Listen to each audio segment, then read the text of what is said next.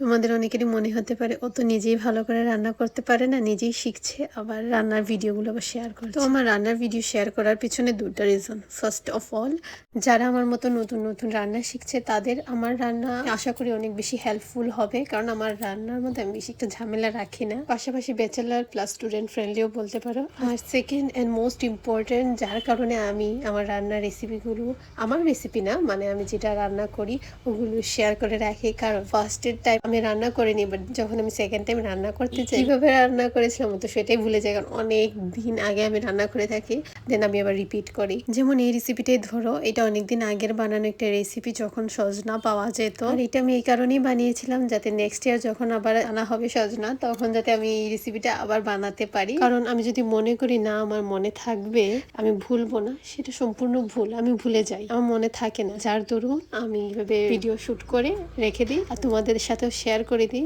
যার কারণে আমি আমার ভুলার চান্সও নেই, পাশাপাশি থেকে যায় রেসিপিটা। চলো আজকের জন্য এতটুকুই, দেখা হচ্ছে অন্য একটা ভিডিওতে খুব তাড়াতাড়ি।